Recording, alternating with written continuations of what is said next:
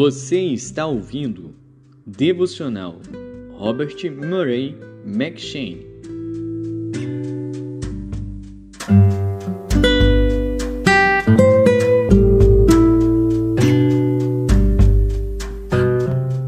Gênesis.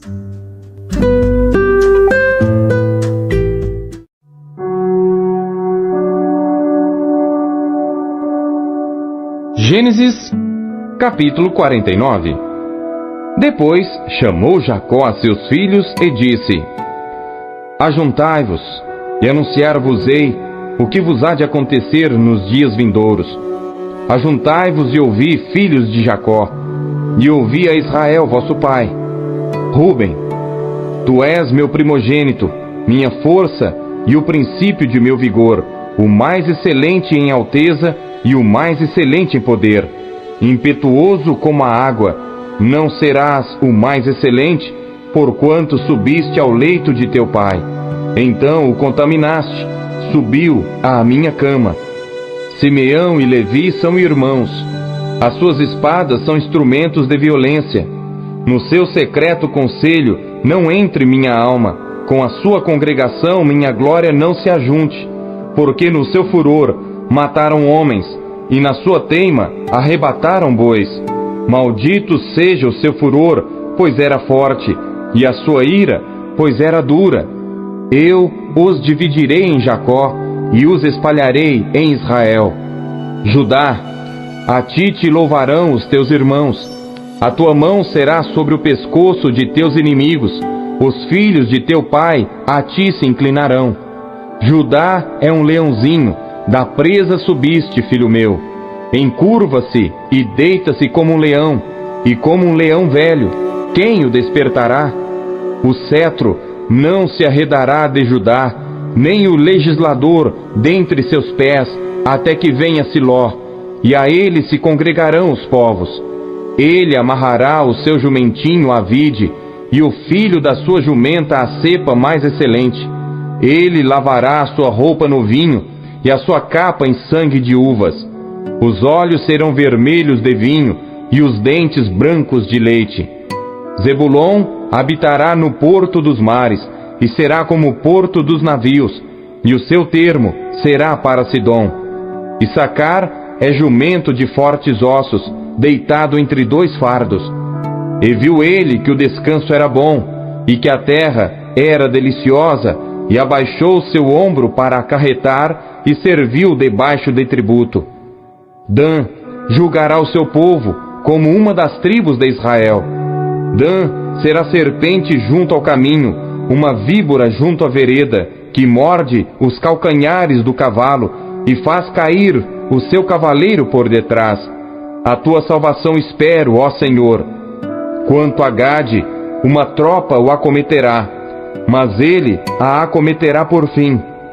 De Azer, o seu pão será gordo, e ele dará delícias reais. Naftali é uma gazela solta, ele dá palavras formosas. José é um ramo frutífero junto à fonte. Seus ramos correm sobre o muro. Os flecheiros lhe deram amargura, e o flecharam e odiaram. O seu arco, porém, susteve-se no forte, e os braços de suas mãos foram fortalecidos pelas mãos do valente de Jacó, de onde é o pastor e a pedra de Israel.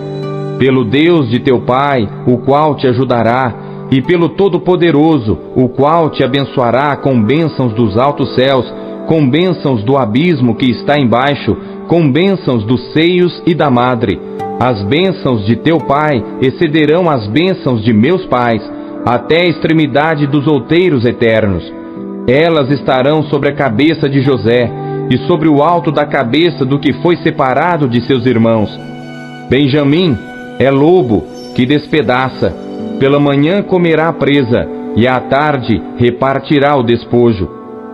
Todas estas são as 12 tribos de Israel, e isto é o que lhes falou seu pai quando os abençoou. A cada um deles abençoou segundo a sua bênção. Depois ordenou-lhes e disse-lhes: Eu me congrego ao meu povo. Sepultai-me com meus pais na cova que está no campo de Efron, o Eteu, na cova que está no campo de Macpela, que está em frente de Manre, na terra de Canaã, a qual Abraão comprou com aquele campo de Efron, o Eteu, por herança de sepultura. Ali sepultaram a Abraão e a Sara, sua mulher. Ali sepultaram a Isaque e a Rebeca, sua mulher. E ali eu sepultei a Lia. O campo e a cova que está nele foram comprados aos filhos de Et. Acabando, pois, Jacó de dar instruções a seus filhos, encolheu os pés na cama e expirou, e foi congregado ao seu povo.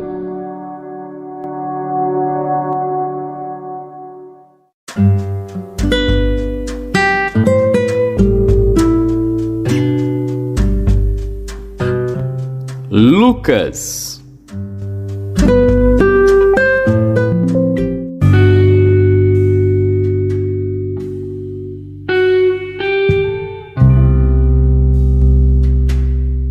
Capítulo 2.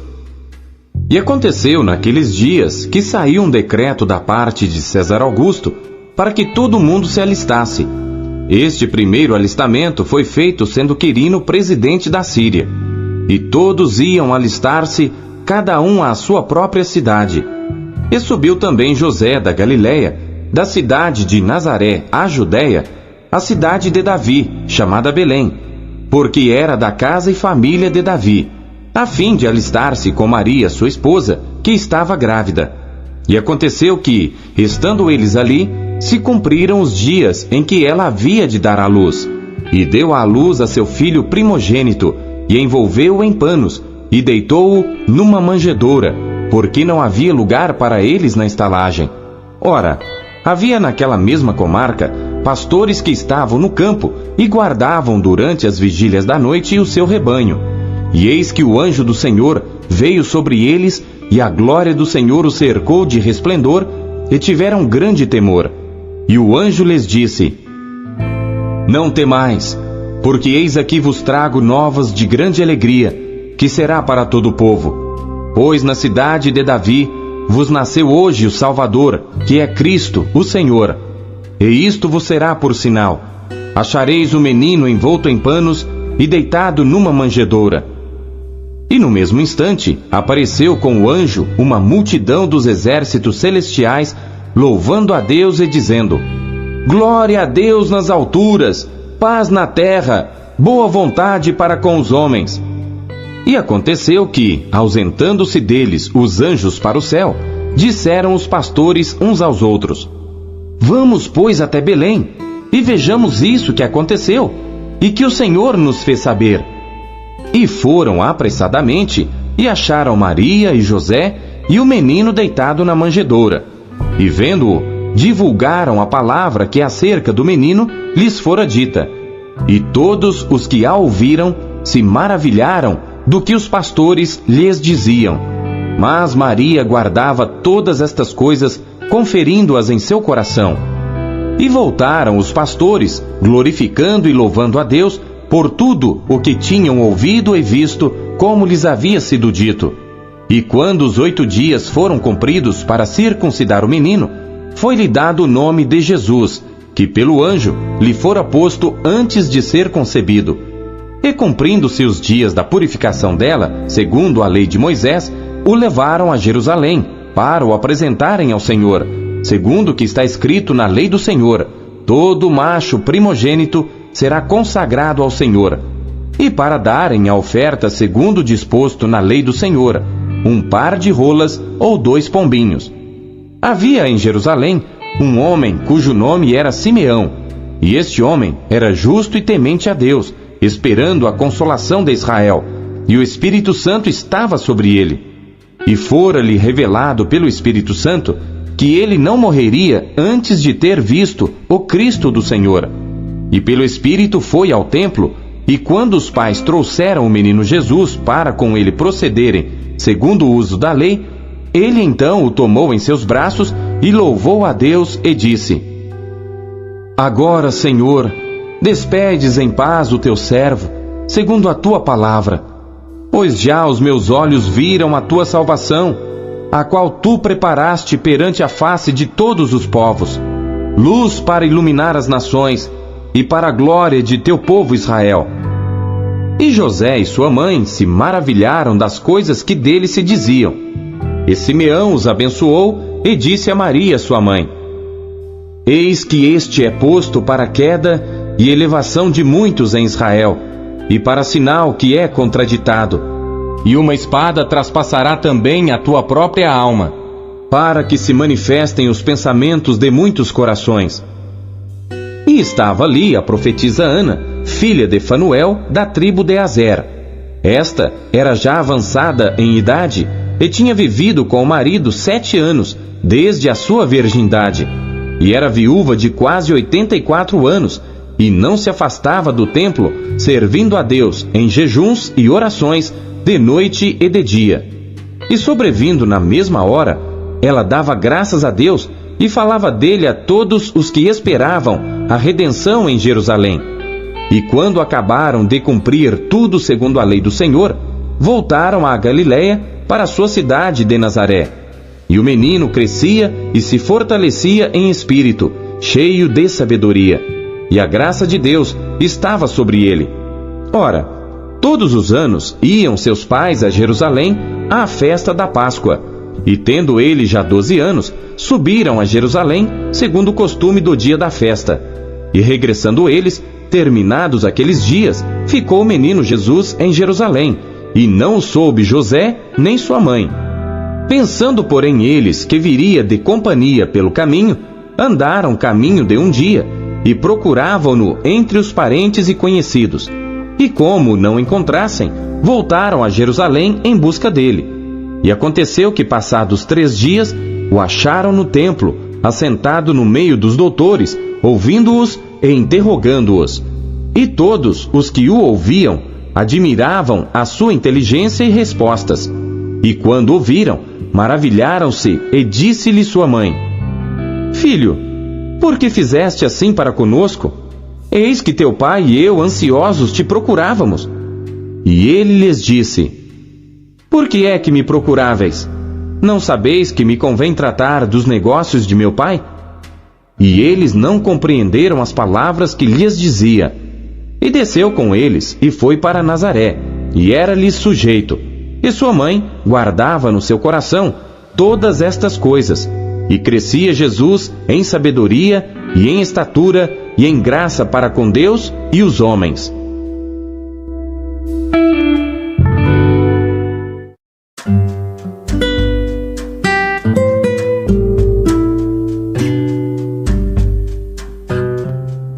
Jó.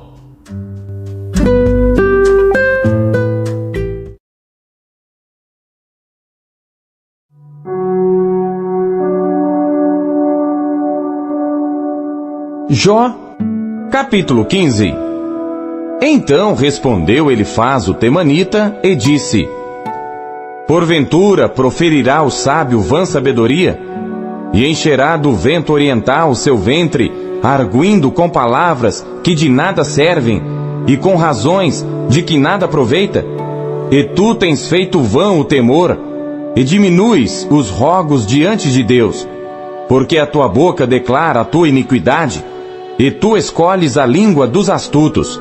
A tua boca te condena, e não eu, e os teus lábios testificam contra ti. És tu, porventura, o primeiro homem que nasceu? Ou foste formado antes dos outeiros? Ou ouviste o secreto conselho de Deus, e a ti só limitaste a sabedoria? Que sabes tu que nós não saibamos? Que entendes que não haja em nós? Também há entre nós encanecidos e idosos, muito mais idosos do que teu pai. Porventura fazes pouco caso das consolações de Deus e da suave palavra que te dirigimos? Por que te arrebata o teu coração, e por que piscam os teus olhos? Para virares contra Deus o teu espírito, e deixares sair tais palavras da tua boca? Quem é o homem para que seja puro, e o que nasce da mulher para ser justo? Eis que ele não confia nos seus santos, e nem os céus são puros aos seus olhos. Quanto mais abominável e corrupto é o homem que bebe a iniquidade como a água. Escuta-me, Mostrar-te-ei, e o que tenho visto te contarei. O que os sábios anunciaram, ouvindo-o de seus pais, e o não ocultaram, aos quais somente se dera a terra, e nenhum estranho passou por entre eles. Todos os dias o ímpio é atormentado, e se reserva para o tirano um certo número de anos. O sonido dos horrores está nos seus ouvidos, até na paz lhe sobrevém o assolador. Não crê que tornará das trevas, mas que o espera a espada. Anda vagueando por pão, dizendo: onde está? Bem sabe que já o dia das trevas lhe está preparado à mão. Assombram-no a angústia e a tribulação. Prevalecem contra ele como o rei preparado para a peleja, porque estendeu a sua mão contra Deus e contra o Todo-Poderoso se embraveceu. Arremete contra ele com a dura cerviz e contra os pontos grossos dos seus escudos, porquanto cobriu seu rosto com a sua gordura e criou gordura nas ilhargas, e habitou em cidades assoladas, em casas em que ninguém morava, que estavam a ponto de fazer-se montões de ruínas. Não se enriquecerá, nem subsistirá sua fazenda, nem se estenderão pela terra as suas possessões. Não escapará das trevas, a chama do fogo secará os seus renovos, e ao sopro da sua boca desaparecerá. Não confie, pois, na vaidade, enganando-se a si mesmo, porque a vaidade será a sua recompensa. Antes do seu dia, ela se consumará, e o seu ramo não reverdecerá. Sacudirá suas uvas verdes, como as da vide, e deixará cair a sua flor como a oliveira, porque a congregação dos hipócritas se fará estéril, e o fogo consumirá as tendas do suborno. Concebem a malícia, e dão à luz a iniquidade, e o seu ventre prepara enganos.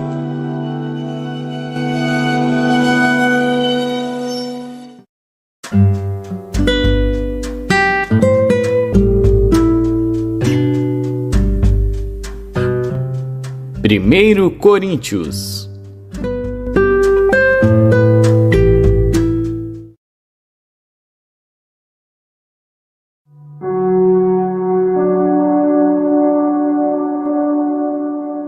Capítulo 3. E eu, irmãos, não vos pude falar como a espirituais, mas como a carnais, como a meninos em Cristo. Com leite vos criei, e não com carne, porque ainda não podíeis, nem tampouco ainda agora podeis, porque ainda sois carnais. Pois havendo entre vós inveja, contendas e dissensões, não sois porventura carnais, e não andais segundo os homens? Porque dizendo um: eu sou de Paulo, e outro: eu de Apolo, porventura não sois carnais? Pois quem é Paulo e quem é Apolo, senão ministros pelos quais crestes, e conforme o que o Senhor deu a cada um? Eu plantei, Apolo regou, mas Deus deu o crescimento. Por isso, nem o que planta é alguma coisa, nem o que rega, mas Deus que dá o crescimento. Ora, o que planta e o que rega são um, mas cada um receberá o seu galardão segundo o seu trabalho. Porque nós somos cooperadores de Deus, vós sois lavoura de Deus e edifício de Deus. Segundo a graça de Deus que me foi dada, pus eu, como sábio arquiteto, o fundamento, e outro edifica sobre ele. Mas veja cada um como edifica sobre ele. Porque ninguém pode pôr outro fundamento, além do que já está posto, o qual é Jesus Cristo. E se alguém sobre este fundamento formar um edifício de ouro, prata, pedras preciosas, madeira, feno, palha, a obra de cada um se manifestará. Na verdade, o dia a declarará, porque pelo fogo será descoberta, e o fogo provará qual seja a obra de cada um. Se a obra que alguém edificou nessa parte permanecer, esse receberá galardão. Se a obra de alguém se queimar, sofrerá detrimento, mas o tal será salvo, todavia como pelo fogo. Não sabeis vós que sois o templo de Deus, e que o Espírito de Deus habita em vós? Se alguém destruir o templo de Deus, Deus o destruirá. Porque o templo de Deus que sois vós é santo. Ninguém se engane a si mesmo. Se alguém dentre vós se tem por sábio neste mundo, faça-se louco para ser sábio, porque a sabedoria deste mundo é loucura diante de Deus. Pois está escrito: Ele apanha os sábios na sua própria astúcia. E outra vez, o Senhor conhece os pensamentos dos sábios, que são vãos. Portanto, ninguém se glorie nos homens, porque tudo é vosso. Seja Paulo, seja Apolo, seja Cefas, seja o mundo, seja a vida, seja a morte, seja o presente, seja o futuro, tudo é vosso, e vós de Cristo, e Cristo de Deus.